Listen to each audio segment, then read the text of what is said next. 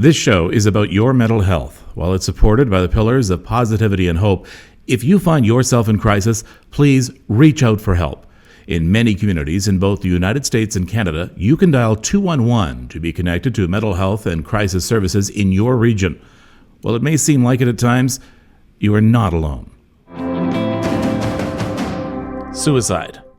A lot more people are thinking about it. A lot more people are taking their own lives, in fact. So why aren't a lot more of us talking about it? Is it because it's uncomfortable? Something that brings shame or maybe worry? Talking about it will be the tipping point for someone who is thinking about suicide. That's been proven wrong, by the way. Well, we need to have this uncomfortable conversation. Suicide. Let's talk about it right now on The Happy Molecule.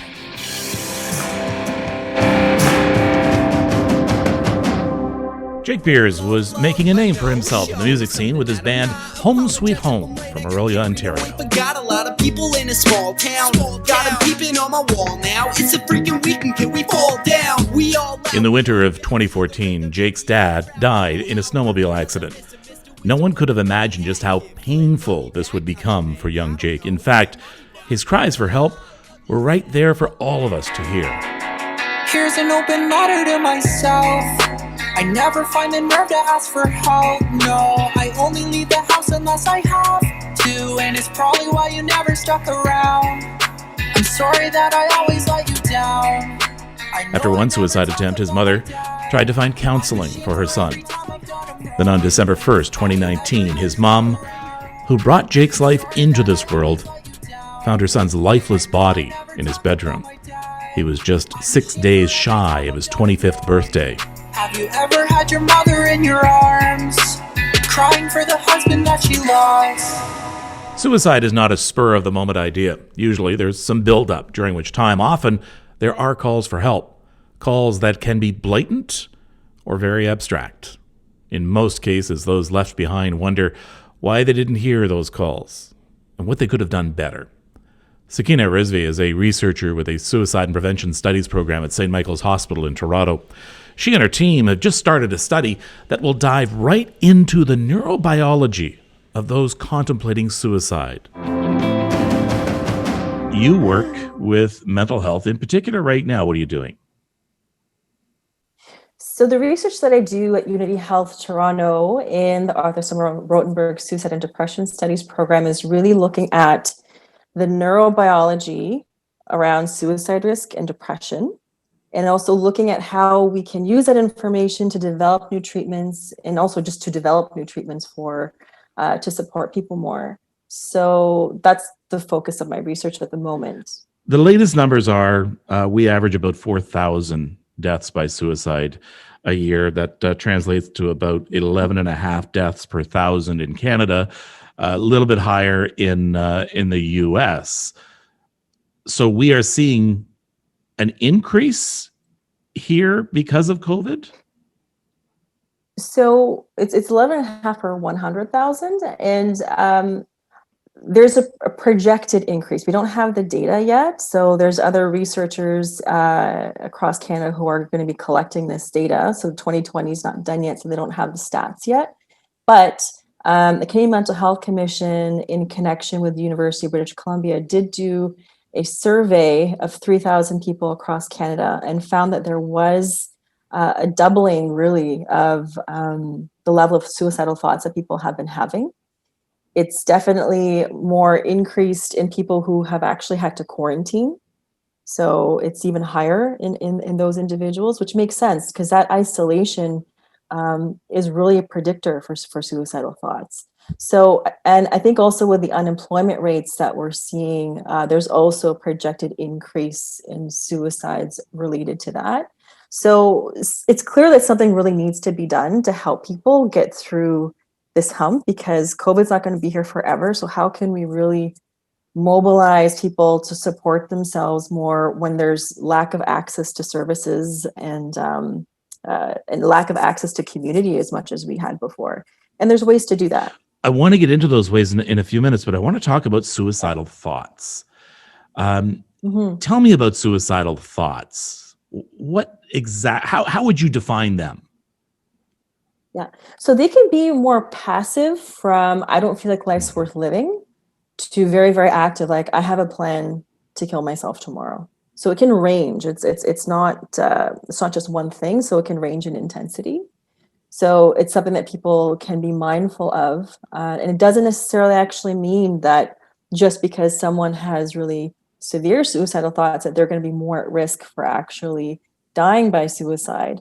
So that's also something to know, that it's something that we have to take seriously no matter what. If someone's saying, I don't feel like life's worth living, take it seriously. Let's talk about ourselves personally to begin with. So if you have thoughts, so things are going particularly bad this month or something, and you just say, you know what, maybe it's just time.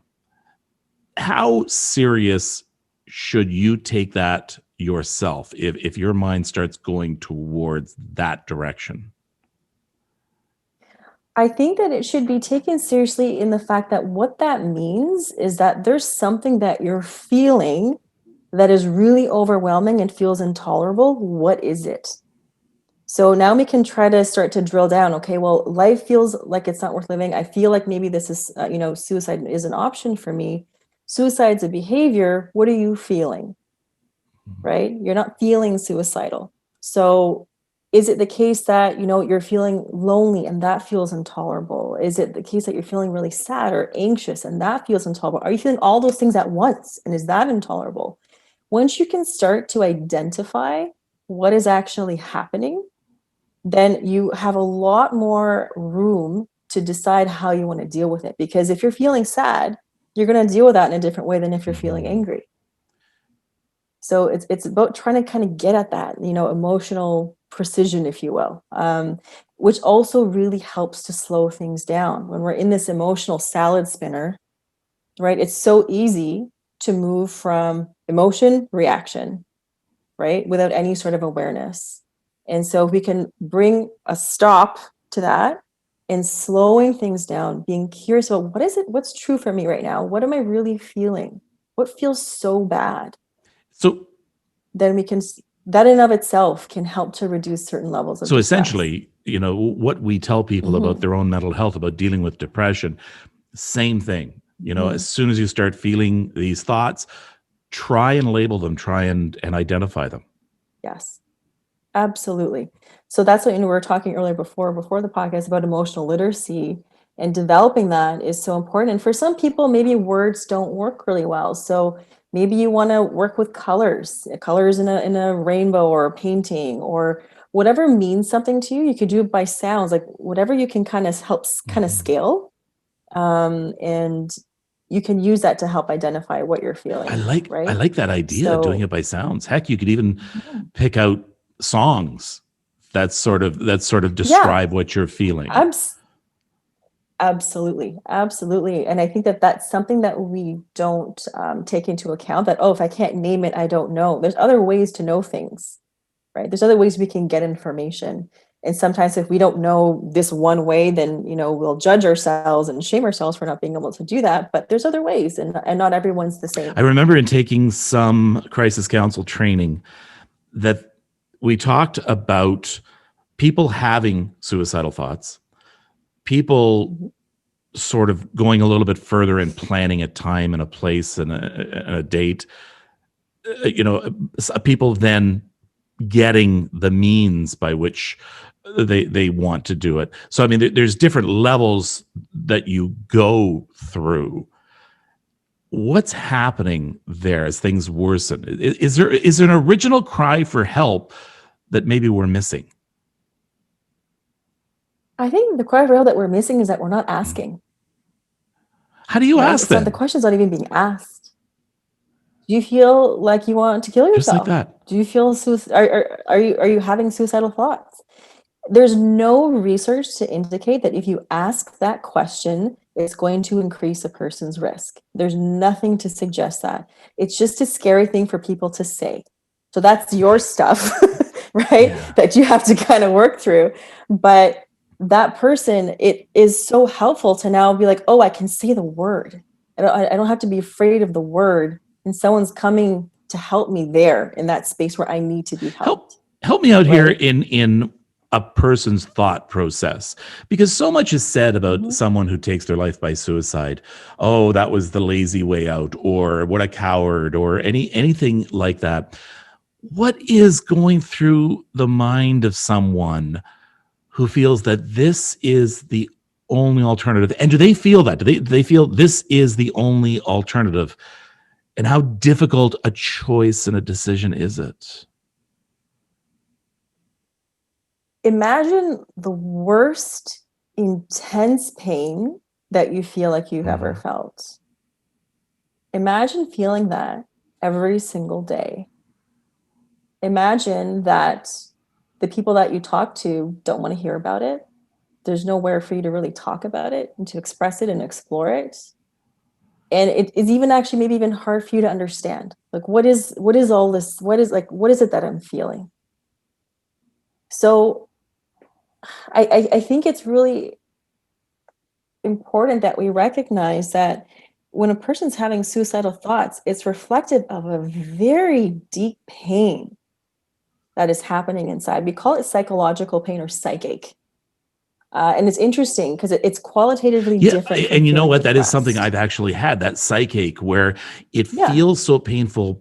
However, there is no hope. You keep saying to yourself, there's no hope for relief. You know, if I had a headache or that, I could take a Tylenol. If I had severe pain, I could take morphine, anything like that. You know, and so with psychache, it really is something that can be so overwhelming. What do we do? What can we do to just open the relief valve a bit? Yep. One, noticing the pain that you're in, right? So often I think we try to pack things down. We try to distract ourselves and not notice what we're actually going through, noticing what you're going through. We talked about the emotional literacy. And it's interesting because whenever I do public talks on suicide risk, afterwards I'll have people come up to me and be like, when you said that word psychic, these are individuals who've experienced suicidal thoughts, like, that's it. That's the word I've been looking for. Psychache. Right? Yeah, that's it describes, and you're right. There's a hopelessness to it. And to me, it's like, is that suicide's not about wanting to die, it's not knowing how to live, especially with that extreme amount of pain. Wow. And so it's tough. And of course, you don't feel like, what do I do? I don't know what to do. I don't know how to get out of this. It does feel hopeless. And when you're in that level of distress, on the neurobiology side, that front of your brain is now tapped out, right? It's not working as well. So problem solving is going to be down. Emotion regulation is going to be down. Working with accurate information is going to be down, right? Because all those automatic thoughts that you might have, like, I'm useless and this and that, are going to be a lot harder to challenge when you're in that emotional salad spinner. So it's really easy to see how when someone gets to that point, they feel like there's I'm going to pause here for a bit, because I want to assure anybody out there who's listening who has felt psychache, maybe feeling psychache now, maybe having suicidal thoughts. I'm hoping that you just take a breath with us right now and just pause and know, I mean, for one thing, knowing you're not alone in this kind of feeling, and knowing that there is indeed help, even if you don't think there is. Absolutely. That there is a way out, right? That is, we've seen people, in our program, like, forget kind of being at the edge, they've fallen over the edge and have been able to come back from that, right? I'm not saying that it's easy, right? We really need to validate how hard that is, but there's a possibility there, right? And then if you can engage with the possibility of choosing to live or choosing not to die right now, then all of a sudden there might be a little bit more space, a little bit more headspace to be able to think of all the things you can do to keep yourself safe in that moment that maybe you didn't have access to before. And there are crisis lines all over. You can Google them so easily. I always suggest Crisis Service Canada. I think it's 1-833 456-4566, and you can also text Yeah. them. So if you don't feel like talking to anyone, you can There's text them Kids too. Help Phone. There Kids Help is Phone. CMHA. There's CAMH. There are a number. I also suggest to people that 211 is a service that is in both Canada and the United States, in which you can call and say, "Listen, I need some mental health help. Who do I talk to?" And they will help with different resources. There's work right now, I'm told. In fact, some states already have this, of a separate number for a suicide helpline similar to 911. And That's what I actually like. The crisis line that I mentioned is for more for yeah, suicide risk. and honestly, But folks, if I yeah. mean, worst comes to worst, call 911. You know, if it has gotten so Yes. bad and you've got this psychic, that is definitely something worth calling 911. And police agencies now are they're rethinking how they respond to these calls. In fact, in a lot of cases, they don't even send police officers. In some regions, I mean, for sure. I think if someone is like, I absolutely am going to harm myself right now, and there's no one here to help me, then for sure that can be always an option for you is to call 911, and they'll take you to the closest hospital. I also want to acknowledge that not everyone has a good experience with that. There are other resources as well that have come out during COVID. Canadian Mental Health Commission has Bounce Back. So if you go to bounceback.ca, it's on the Canadian Mental Health website, and it includes personal coaching, skills building, and then there's Wellness Together, which is across Canada as well. There's also a website called myicbt.ca, which does online cognitive behavioral therapy. So there's resources that you can reach out to try to support yourself. You might be doing some stuff that's more self-guided, but it's still doable.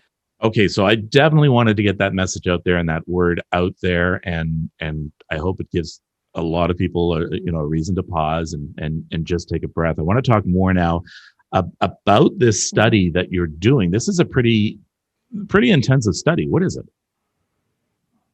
Yes. So in response to what we've been seeing during COVID and the lack of access to mental health resources, as a group at the ASR, we're like, okay, well, what are we going to do to try to help this? And Dr. Yvonne Bergmans, my colleague, developed what's called the Skills for Safer Living, which is a 20-week group therapy for high suicide risk that she's been developing for over 20 years. So what we did for the study that we're working on right now that's been funded by the Canadian Institute for Health Research is we've adapted that 20-week therapy into a single 60-minute session that can be delivered in an online format. And it's delivered by a psychotherapist.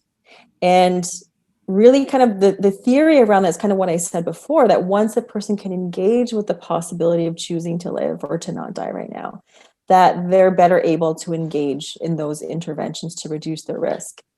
And so what we're doing with that is we're trying to see if that intervention, which will include understanding their suicidal crisis, which not a lot of people get to talk about, skills building, understanding personal safety, emotional literacy.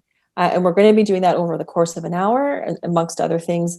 And then seeing how over the course of 3 months, how that reduces suicidal thoughts, depression, anxiety, and whether that improves a sense of social connectivity. Now, there are a number of sites I'm going to give you right now. I'll make sure they're on my website, thehappymolecule.com, and the blog, thehappymolecule.com, for all these sites. But you have a website, asrlife.ca/research. So that's AS as in Sam, rlife.ca research. Facebook, ASR Suicide and Depression Studies Program. And then finally, Twitter, ASR_Life_SMH for St. Michael's Hospital. So ASR_Life_SMH. Again, I know that's a lot to throw at you. I will make sure it's on my my blog. ASRlife.ca is essentially what you have to remember. Okay. Yeah. And also know that this is across Canada study. So no matter where you are, if you've got access to, the internet, computer, and can do the online session, please reach out if you have been having suicidal thoughts and you're over the age of 18. Okay. Now let's talk about the suicidal thoughts, and then let's talk about what happens beyond as well. So someone has had some suicidal thoughts, and the one thing you were saying is, let's first of all stop, pause, identify those thoughts and label those thoughts. What can you do next? The next can be one, what can you do for Mhm. yourself to either help to bring down the salad spinner, or who can you reach out to? So the things that people can engage in, like grounding strategies, soothing strategies, or distraction strategies. So grounding is really kind of coming back into the moment. Like if you're familiar with meditation, you'll understand that concept of grounding. When they say breathe, and you come, when you're in that emotional salad spinner, it's like you're all over the place. You're not in the present right now. So breathing, naming things in the room, counting to a certain number.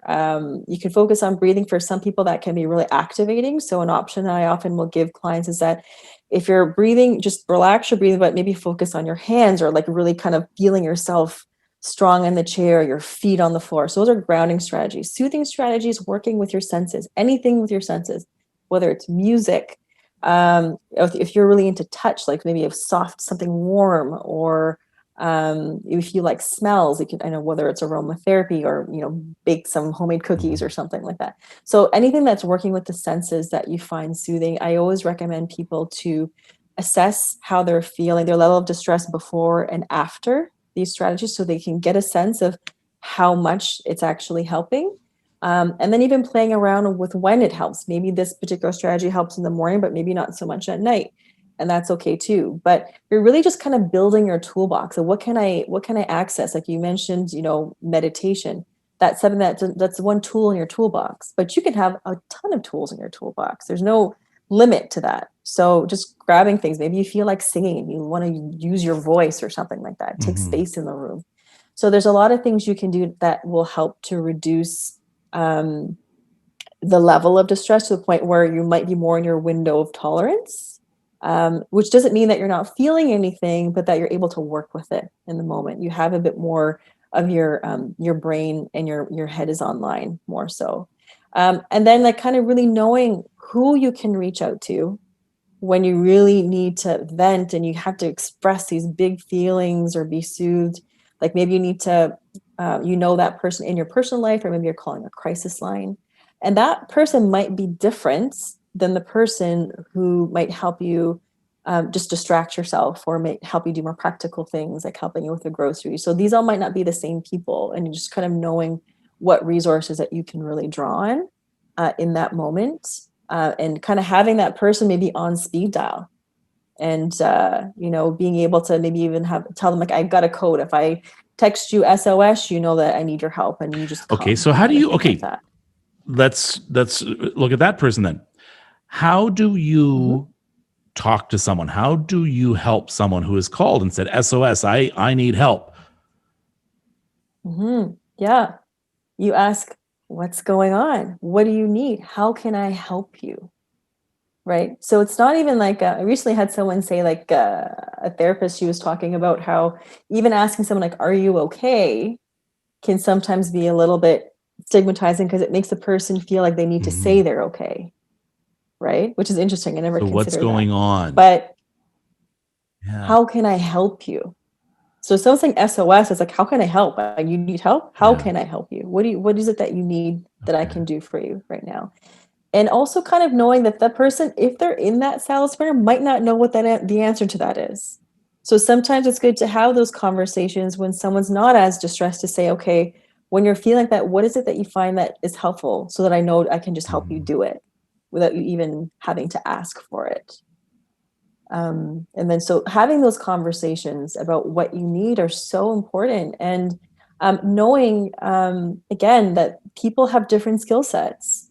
So if you're someone that, like, what, I don't really feel like I'm comfortable talking about all the feelings, but I'm really good at helping you get stuff done, right? Hey, that's amazing, right? If you can help someone with groceries, get to the pharmacy and get their meds or something, those are really big things for someone who's feeling distressed and feels like they just can't get those things done. So it's still a big help. Just being with someone, we really, without fixing it, we really underestimate the power of that. Um, as therapists, a lot of times it's the being with someone in pain that makes them feel seen. Like finally someone sees me. They see the pain I'm in, and they're not running Yeah, I mean, away. They're not I mean, scared. I've sat with a Yeah. psychiatrist, for an hour or two at times, and you realize at the end of the session that that psychiatrist has said very little, and you've done all the talking. Yet for some reason, I'm paying that person, but there's reason there. I mean, there's a reason for that. Yes, absolutely. There's such a big, it does alleviate so much, and I think that's why our distress center crisis lines work so well, is because someone's just there to listen Well, to you. and this, I just got this thought. It just hit me. We know what we need. We know what the answers are. But it's buried sometimes so deep inside of us that we need to draw it out. But essentially, when you go to a psychiatrist, when you go to a therapist of any kind, they're trying to draw you out to come up with your own solution. So the solution is there.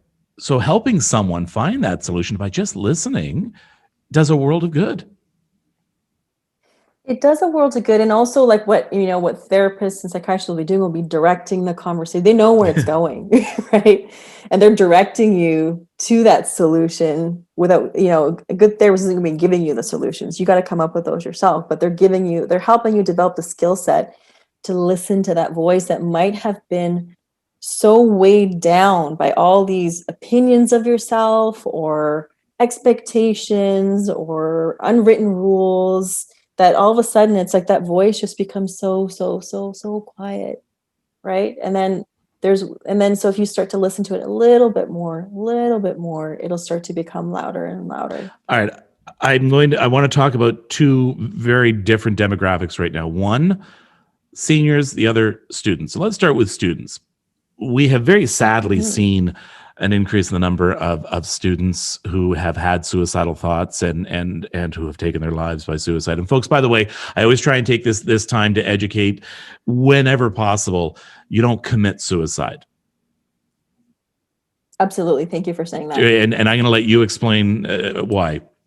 Yes. So the idea of like committing suicide came from it being an illegal act. And it's something it's a person dies by suicide. They're not committing to anything. It's not a successful suicide or successful suicide attempt. There's no success in that. Yeah, you wouldn't say committed drowning. That yeah. So no. So a person has died by suicide. They have made a suicide attempt. That's the languaging that we use that we're trying to help to destigmatize. So destigmatizing is paramount in mental health, very much so. So anything we can do to do that. Let's talk about students right now. And again, I need to try and stop people from saying things like, "Oh my gosh, teenage angst. We had it when we were kids. It was tough." No, they honestly are different now. The amount of knowledge that we have to learn and unlearn has grown exponentially. The social media pressure and peer pressure has never been greater. We are exposing our young people to so much that we were never exposed to, and we're not giving them the tools to handle it. Yes, absolutely. I think our youth today are dealing with a level of responsibility.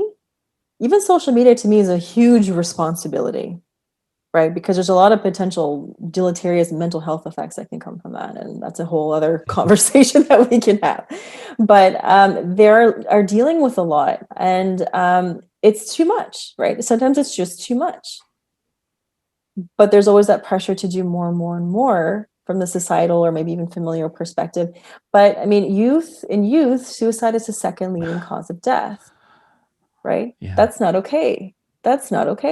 We can do better. And yeah, people talk about teenage angst, but regardless of what generation you came from, if someone's feeling like depression or bipolar disorder or schizophrenia, or they're feeling, and they're having suicidal thoughts, that's completely different, right? That's not angst.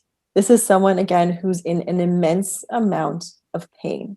And the more we ignore it, the more it's going to get worse. right? So we do need to look at it. And again, with seniors and the level of isolation that they've been experiencing during COVID, it's just getting worse, right? Because we're not asking the questions and we're not building the communities that we need to really support each other. Okay, seniors is something that we hear a lot of talk about students right now and young people. We don't hear a lot Mhm. about seniors and mental health. Which is unfortunate because, I mean, suicide rates in the elderly can be quite high. I think in seniors, I think it's maybe the 13th leading cause of death. So that's not Yeah. nothing, right? And I think that there's times where it can approach, like if you think of the national average as being around 11 and a half, where it can be pushing towards 20 per 100,000. So while like I think suicide rates in Canada, at least specifically in Canada, are typically are still higher in middle to later age, it's still a big concern Could we with almost seniors. expand the definition of suicide for seniors, because it may not be a cataclysmic taking of one's life. However, getting into a feeling of hopelessness in which you have given up, I'm going to argue, is almost a form of taking your life by suicide, because you have just you literally have given up and stopped taking care of yourself. So Mm, it's just, and again, it's something we don't talk about. no, not nearly enough, and I think it probably goes again Mhm. unasked. How are you doing? What have you been feeling these days? I'll ask my parents that, like, what's been going on with you, and to get a sense of like is there something that I need to be concerned about, right? And I think it's something that should be a question that people get used to asking. And I think, you know, especially maybe with seniors, like I wonder, and this is just kind of a guess, that there's also that part of like, as a kid, you're kind of always the kid and the parent's always the parent. That maybe there's this perception that parents don't need Mhm. that kind of help, or perception that, they're the superhero, they can do anything, or, it's hard to perceive that your parent might Yeah, need and that their kind of worries are all support. over. I mean, they don't have to worry about buying a house or raising children, anything like that, and we sort of Sure. take it for granted. I guess they could have nothing else Yeah. to worry about, and sad. Yeah. Retirement can be really problematic if you don't plan for it well, right? Can you imagine like having this wonderful career, then all of a sudden stopping and staying at home Yeah, and doing nothing? most of them. You've lost all of your avenues for positive reinforcement. So people who I've seen do well in retirement have planned for that, Mhm. and have been asking people, "What do you think I should do in retirement?" And really have taken it on to really try to make sure that they keep their mind sharp. And your brain has a policy. It's a use it or lose it. If you're not using those brain cells, they're just going to go away. That's at any age. Do you So have a hypothesis for this study, yeah. this current study you're doing? It's called the study on intervention. Do you have a hypothesis? The skills for the brief skills for Yes. safer living study. Yeah. So the hypothesis is that if we're able to help people understand what their suicide Mhm. means to them. So finally actually having a place to discuss it and really deconstruct it. Um, Doing some skills building around what you can do when you're feeling distressed, and increasing some of that emotional literacy, understanding how emotions work, and doing some safety planning and understanding what safe means for you, that will help to reduce levels of suicidal thoughts, and potentially also levels of depression and anxiety over the course of 3 months. That's the And hypothesis. we are coming into a very serious time. We're coming into what are, traditionally are the winter blahs, January, February. Mhm, There's less daylight hours. mhm. Christmas is over. Now we're in the middle of a lockdown, so there's really nothing much to do. The bills are coming in. Yeah, This is a time we need to yeah. watch out. What do we watch out for in people? Uh, sorry, if I'm just Yeah, going to okay. clarify that. With respect to in what in in specifically? having, whether or not they might be having suicidal thoughts, or maybe they've made a decision, what are the Yeah. things we need to watch for, perhaps some things we may not even have considered. So you might not always know, and that's why the thing is that you need to ask, right? There's some people who are going to be more vocal about it, and let you know, like, I just don't feel like life's worth living. There's your clue, right? It's not even a Yeah. clue. It's a very direct. It's a very direct response. But for others, they may not let you know. If somebody has really kind of made plans, or has kind of gone a little bit further down that path, like if they're trying to kind of settle up their accounts and kind of things like that, wanting to kind of sort out their will or get their affairs, that something might be up for sure. But the key thing is ask, ask, ask. You're not going to know unless you ask. And it's very easy to ask, and the person will be grateful that you did. Yeah. That's the only way to really know, is to ask. I think right now we've probably covered it already, but we're going to go into the me 3. Yeah. So I think this kind of is a summary of some of the things I was talking about before. So number 1, stop, slow, be curious about what you're experiencing. You can even say to yourself in the moment, be like, okay, slow down. Say it out loud. And just that is going to help you just, okay, I have even 2% more availability in my head now. I always equate great. that to being the Kinks philosophy, and that's from the song Destroyer. Remember? Stop, hold on, stay in control.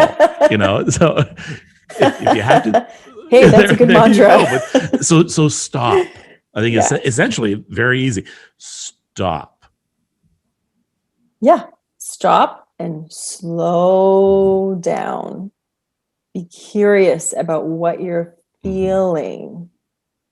So we're going to try to move from going from emotion to action to emotion to thought, which now gives you conscious awareness to act, right? With the emotion to action, there's no conscious awareness there. So slowing down and being curious really helps with that. So next step, what are the things that can help you either feel safer or lower the intensity of what you're feeling? So that's when we're talking about the grounding, soothing, distraction strategies. Be creative. I'm finding that during COVID, people are needing to develop new coping strategies that they, maybe the old ones aren't working right now. And that's fine. I took up singing lessons, for example, and it's been great to just use my voice, and it just helps on those days when you're feeling kind of blah. So get creative, reconnect with that 5-year-old self who can kind of, you can just bring some play into it as well. Like, feel free to do that. And then again, knowing your resources, knowing your social resources, who can you reach out to when you're feeling distressed and you need to be soothed or express your feelings versus someone who's going to help distract you or help you do the practical things. So know that social network. And I think one of the important thing is, and we talk about the stigma, is don't be embarrassed. Don't feel silly. Yeah. Well, I mean, I know of course it's easy for us to say that. The fact is that people do. And it's because of, societal rules or unwritten rules that people have. There is nothing shameful about the way that you feel, right? Emotions are completely allowed, no matter what it is. I don't even like the idea of people saying this is a bad emotion or a good emotion. All emotion is doing is helping you let you know what needs attention, right? So it's either uncomfortable maybe or comfortable for sure, but it's not good or bad. It's all helpful for you to know what needs attention. So I like to kind of think about it from that perspective. That's really powerful what you said, that you shouldn't feel embarrassed to have a suicidal thought, or that you're bad, or it's a bad thought, or anything like that. It is it's coming from somewhere. It's coming from somewhere, and that's okay. Let's figure out what that is. Right? You can't be embarrassed about I'm embarrassed. I have a headache. I don't know where it came from, but I'm so embarrassed. No, you don't say that. I've got a headache. It's hurting. I want to know where it came from. So like this. Wow, that is really powerful. You are allowed to have thoughts. You are allowed to have your own emotions and your own feelings. Yes, you're allowed to have feelings, and you may have people in your life that told you that you couldn't, but they're wrong, and that's their stuff. You are allowed. The study, when do you complete the study? We have a year to complete the study. So we just started recruiting in November, so this month, and so we'll continue into next year. So hopefully we will be done by August So of once next again, year. if you want to know some more, you want to maybe express some of your thoughts and maybe some of your stories, asrlife.ca/research, asrlife.ca/research, or follow on Facebook, ASR Suicide and Depression Studies Program, and Twitter, ASRlife_SMH. I will put all of that into my blog on the website, thehappymolecule.com. Sakina, incredible. You yourself have made a life out of not just studying suicide, but mental health and depression. Absolutely. It's something that's so important. I could see from a very young age that there was just not a lot of discussion or supports for people, like even as a teenager, and you're going through your own stuff, and there was no outlet, and it's like, this isn't okay. We can do better. And I just kind of want to leave people with the fact that, with the pandemic and the fatigue and the demotivation that we're going through, you are so not alone in that. This is very widespread. So many people are going through the same thing. And even if you can't access the same things that you could before, the friends you could before, the services you could before, there are things that you can do to help yourself in the moment. There are things that you can do. So much information out there. There are things that you can choose to do. All right. Sakina Erzvi, thank you so much for this. Really interesting. You're welcome. Last month, the Canadian House of Commons unanimously agreed to create 988, an easily remembered number for suicide prevention already in use in some jurisdictions. Hopefully, that will become reality sooner rather than later. Meantime, Jake Beer's friends and family have raised more than $20,000 in his memory for a local youth shelter to be used to help recognize and answer calls for help. Next episode, I speak with a man who at one time was himself perched on the side of a bridge and now makes it his life's work to bring people back from that edge. My friends, I've never meant this more than I do right now. Take care of yourself and take care of each other. Please consider subscribing to this podcast and also check out the Happy Molecule Extra at thehappymolecule.com. There you'll find a link to a video version of this episode, be able to join the conversation about mental health, learn about our Facebook Live show, and get a preview of upcoming episodes. You can email us at thehappymolecule@gmail.com. I'm Erin Davis, wishing you good mental health.